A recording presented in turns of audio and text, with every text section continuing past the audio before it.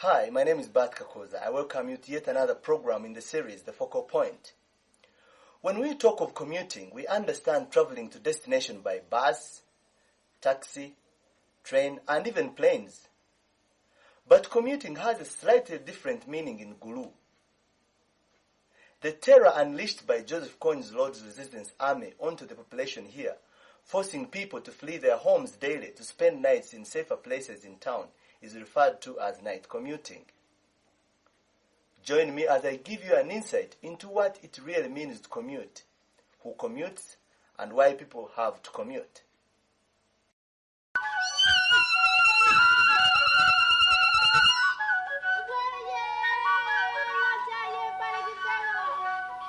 A bird's eye view of Gulu area. Gulu district is geographically in northern Uganda and borders Sudan to the north, Kitgum and Padel to the east, and Apache and Lira to the south, and the West Nile districts of Moyo, Adjumani and Pakwachi along the western border. From a distance, this rich green area gives an impression of serenity and active agriculture yielding food in abundance. The Acholi people who inhabit this area are basically an agrarian community characterized by production of food and cash crops with limited rearing of animals. Even on the ground, business in Gulu town is brisk with new structures coming up, generally depicting a picture of prosperity.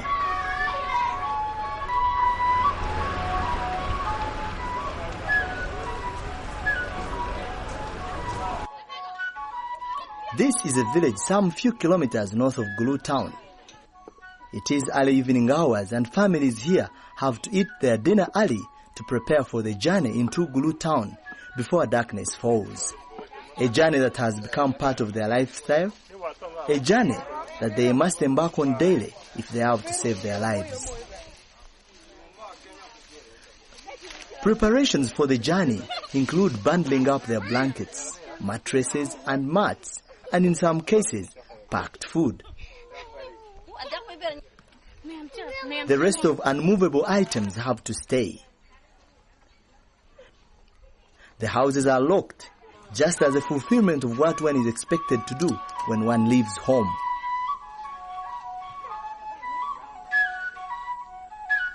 Within a few hours, the village will be deserted except for some elderly folks who seem to have thrown in a towel.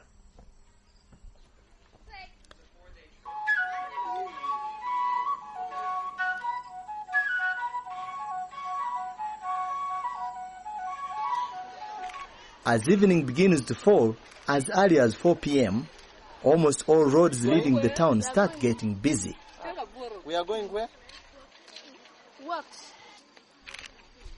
Interestingly though, under normal circumstances, at this time of the day, one would expect streams of people getting out of the town, heading towards the suburbs and villages.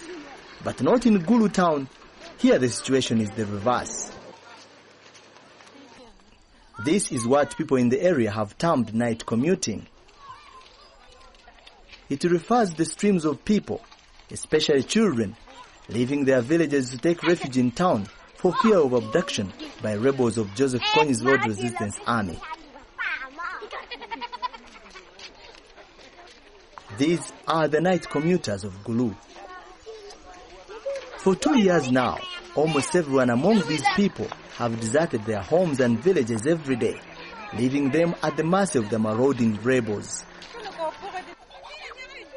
It is estimated that some commuters come from as far as 10 kilometers away, although the average distance of commuting is at 2.2 kilometers. The 18-year insurgency caused by Joseph Kony is characterized by massive killings, abductions, looting, and forced recruitment of children. The Lord's Resistance Army has come to be known worldwide for its brutality and terror of not only the Acholi people, but also the neighboring areas of Lira and even Teso.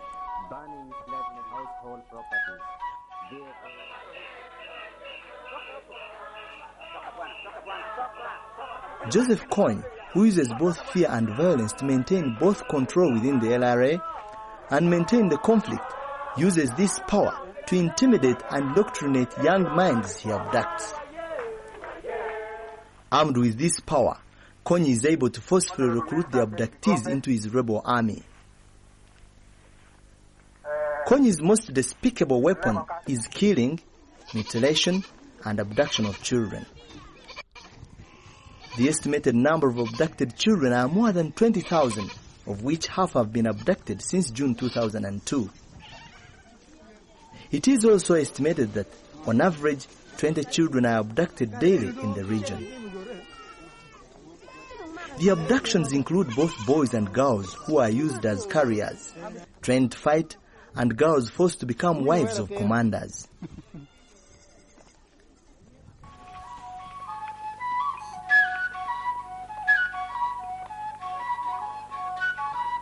In its pursuit for LRA, UPDF has rescued thousands of these children.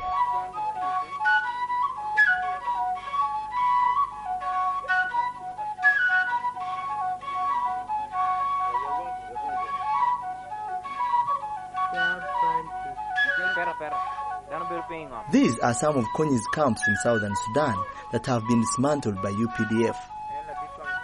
Konyi's worldview, rooted in apocalyptic spiritualism, also claims to be spiritual-led. These white stones are demarcations of his altar from where he claims to derive the powers. They could put fire here.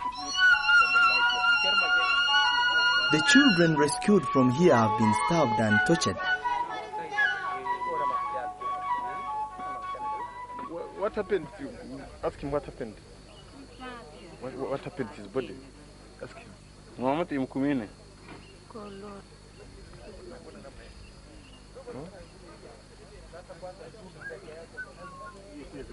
Toa saka hiki kidogo. Kigoi pinga? Kigoi no. Tan. Warwaje naweza. Pay time ni. Leti mtaa. Leti mtaa. Marke goi kingo kipanga?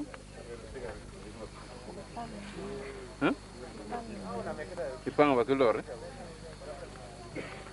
Jina lake nani? Opio John Kenneth. This one is called Opio John Kenneth. He was beaten by his boss for eating a piece of cassava. How old is he? 14 years. He is aged 14. Nina anapiga yeye. Ngamugoi. Commander Rugira is the one who beat him for eating a piece of cassava. In most cases, those who cannot move are left to die in the wilderness if they are lucky to survive summary execution. This is a simple weapon meant to destroy whoever fails to walk on the route from Uganda by Konyi. Among those that have been rescued are some of the Aboke girls, most of whom have been turned into wives and have even born children. Where are the rest of the abducted girls? Okay, the other girls ran yesterday with the rebels, with other rebels, to other defense of the Arabs. Have they been mistreating you? Obviously, they mistreated us. How? Any slight mistake you do, you will be beaten. Strokes. How many are still alive? 23. As we continue to struggle to liberate our Ugandans, you can see such a bad scenes of bad Ugandans. This is the result of Konyi activities taking away innocent Ugandans, involving them in rebel activities and leaving them to die. This is very unfortunate. I'm appealing to all Ugandans to come together, join hands and reject rebel activities and make sure that together we build a united Uganda. These Ugandans have just been rescued from Aru rebel camps of Konyi and left to die in the wilderness. But the UPDF forces have struggled to make sure that they are rescued, and here we are keeping them at the reception center on their way home. Yeah. It is the fear of this terror that forces hundreds of people to abandon their homes and head for what they consider safe areas in Gulu town. Parents believe that their children would only be safe at the various night shelters in the municipality of Gulu.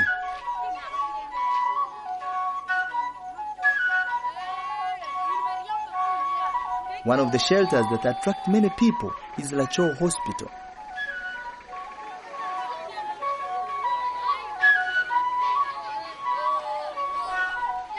This Catholic mission hospital is overwhelmed by numbers of children who come here in thousands to seek refuge every day.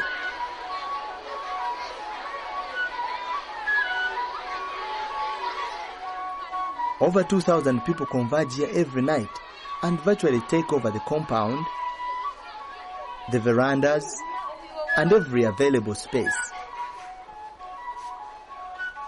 As long as they can find where they can spread their mats, get some light, and get that assurance that they are safe from the LRA, the rest of the requirements such as food, bathing water, and other flimsy luxuries do not matter.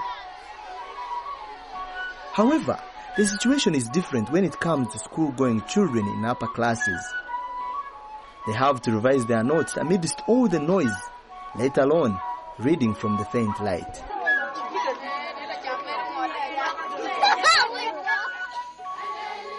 This is known as Children's Center. It was set up by Rural Focus Uganda, ROFU, a child-focused NGO sponsored by Save the Children Uganda. It can be described as one of the shelters that have been specifically set up to address the plight of these children. These are children who are displaced from, in fact, displacement from another displacement. Yes. They are not children right from within the municipality. These are children displaced from distant areas of Gulu district. Over 6,000 children take refuge here every night.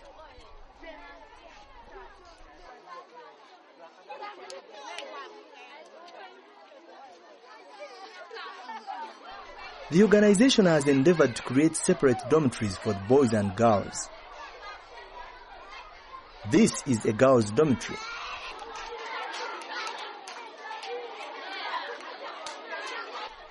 To beat the boredom and take a break from thinking about their miserable situation, the children spend the biggest part of the night singing.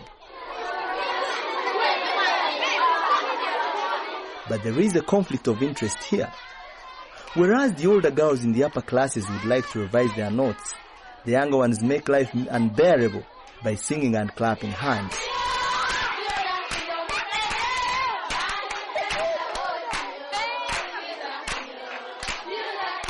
These children are expected to submit their homework or sit exams the following day at their schools, let alone competing in the finals with the ones in the first world schools category of Kampala Parents, Green Hill Academy, Kisubi and Namagunga.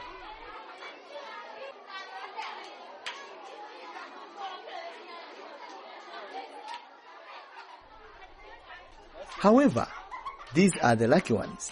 They have gained access to the dormitories. Outside the shelter, there are many more who are waiting to be allocated space inside if they will only be lucky to get.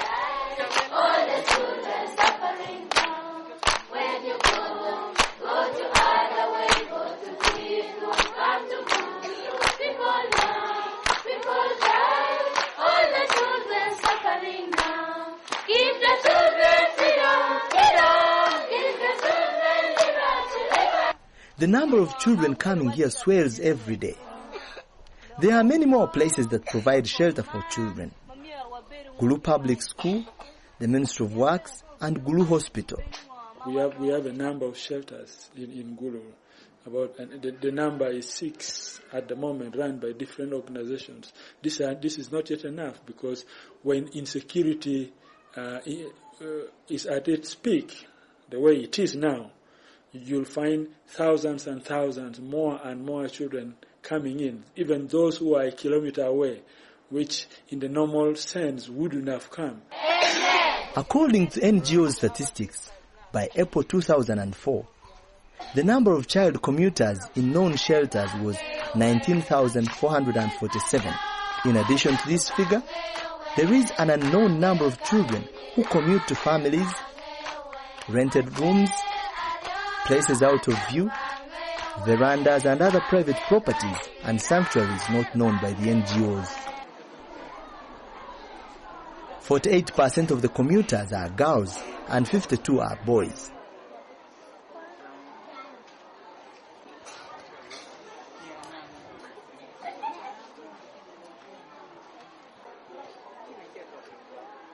My name is Sofonia Enosan. How old are you? I'm 14 years old. How far away do you live from here? Home? It is 4 kilometers away from the town. So you come here every day? Yeah, every night. How long have you done this? To this center. How long have you been walking to this place? I've been walking to the protected camp for about 10 years while with the friends. For some 4 years backward, I was coming with my mother and we were sleeping in works. So now you sleep here? Yeah. And this center got us when we were sleeping at the veranda there. So they went and took us from the veranda there, and we come here and start sleeping here. And here is very good, really better than the veranda, because even the papyrus mat is there, blanket is there, whatever. If you don't have yours, you will even protect yourself. But from the veranda there, if you don't have your blanket, you should suffer. Okay. Yeah. So do you go back home to the village in the morning? In the morning? Yeah. No. I have my uniform here. In the morning, I will put on and go to school. In the evening, I will go home. Then from home, I will come here again. So where are your parents now? I have one of the mother at my village earlier. Do you have your sisters? My sister, I have 6 sisters. Where do they live now? 2 are in this center. And the other one? The other one is at home. Dawn over Gulu town. It is daybreak. The children again embark on their journey as early as 6 a.m. Some go back home while others go to school. Each one on his or her own now. Chances of getting breakfast for most of them hangs in a balance. The most important thing is to ensure that they are back here before dark. The number of children has overwhelmed the center that they can't afford to provide some light breakfast. Here, it is only bed and probably water for washing their faces. Apart from affordability, the organization has fear that if some meals were introduced, it could set a bad precedent of not only attracting more crowds, but also creating a situation where people would relax in their attempts to get food for themselves. A number of dilemmas are there. We can't, for example, start serving food at those centers because there are a number of push and pull factors.